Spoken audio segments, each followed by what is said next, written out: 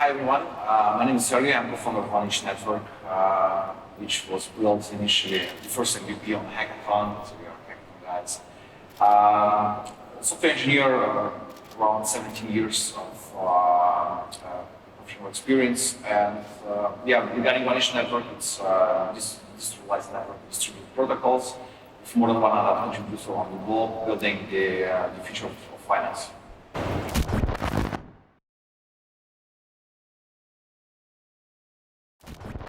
There's no 2.0 different from my point of view. So back to 2019, when we have built 1inch, which was like just an aggregate among decentralized exchanges. In the early days, we had only a few protocols like Uniswap, Balancer, Kyber, which was actually also an aggregator, kind of but on chain. And back to those days, it's like 3 years ago. There was no DeFi name, actually. No one was talking about decentralized finance. We were like talking about protocols like Uniswap, decentralized exchanges. Nowadays, we see a lot of protocols. Just an example here, 1inch is aggregating the whole liquidity on 7 networks. So just on Ethereum, we have more than 25,000 liquidity sources in smart contracts. We have more than 100 liquidity protocols out there. For sure, most of them are forks of Uniswap v2, and some PancakeSwap, for example, is also fork of Uniswap v2. And yeah, nowadays we see a lot of protocols, few of them solving problems. I miss still nowadays protocols who are innovating, building new things, solving problems, onboarding new people. Regarding onboarding new people, we see a lot of wallets nowadays. We have our wallet, for example, we have MetaMask, also already on mobile, and those things help to onboard more people, and it's getting better. Because like back in 2019 or 2018, we were first touch point with MetaMask. I'm a software engineer since like 17 years and had troubles to set up the MetaMask wallet to understand how that works. Yeah. And now this is much better, but we have to improve a lot of things.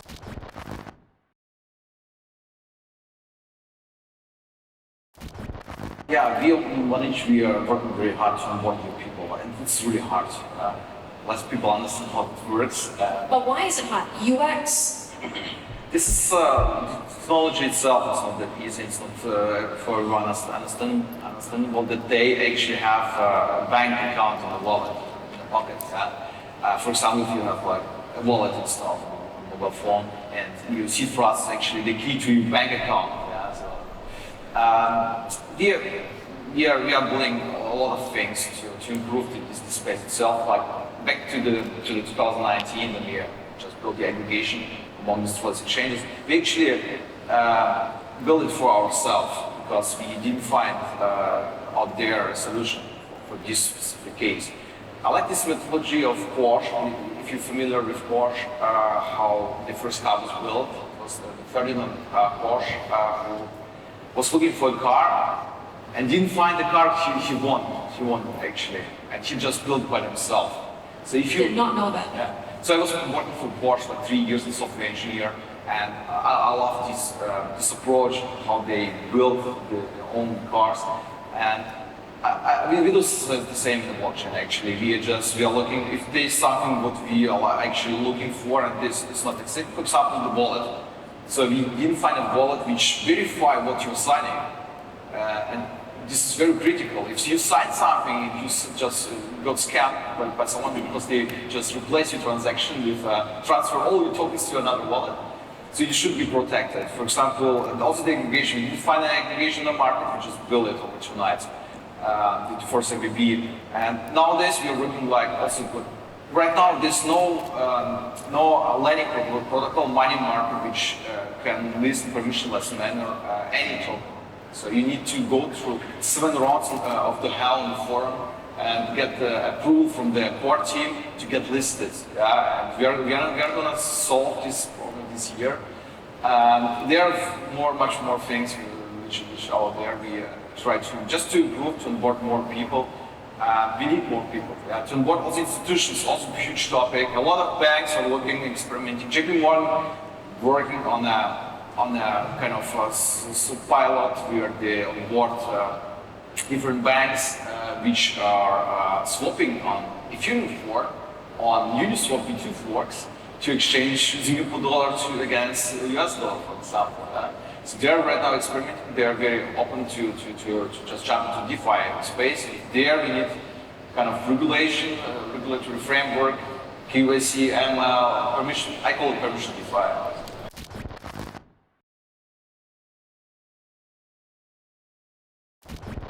I would like to add, so we have not just on board the normal people who should use DeFi, or would like to use DeFi, we need also to take care to onboard more developers. So right now we see, for sure, more and more people are coming. So I think from 2018 to 2020, when we were participating every month in hackathons, we have seen almost the same people around the globe. And yeah, we need to build the next generation of financial system, more efficient system. We need more developers. We need also great infrastructure for that, and also incentives. So if I think back to our early days, we had the problem. We have built an MVP. People were using that. We had millions of dollars already volume, but we couldn't raise money. It was really hard for us. It took like 1.5 years to raise the first $1 million to work full time on that. So we need incentives. We need someone who gives grants. Foundations like Vanish Foundation, for example, provides grants. So if you build something, you can apply for a grant.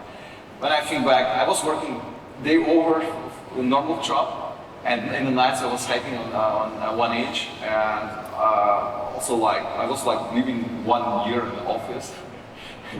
It was also a crazy time, and this is important to just support people who innovate and build new things.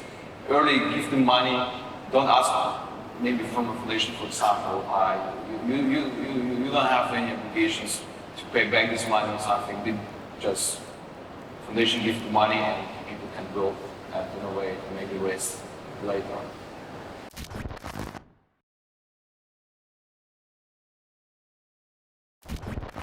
So we see that the regulators are working to regulate the space, DeFi space, because they feel threatened by it, and also the financial systems as well. So the institutions like banks, they are looking to it to not like miss the train. What I heard, like in the European Union, they are right now working on a framework where, for example, non-custodian wallets have also to introduce KYC, and also the creator of the non-custodian wallets needs to ask for the personal information of the receiver, for example. It's also like on a bank transaction, I don't know how they plan to implement this or to ensure that it's going to be implemented on non-custodian open source wallet which is maintained by like a community. But this is also like a topic we need to talk with the regulators. We need also to educate them, because they are not educated. They don't understand anything.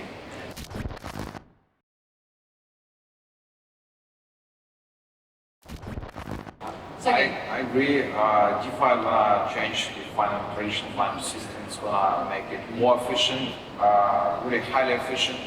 And to reach this goal, we need to write great regulation to introduce it to the current financial system.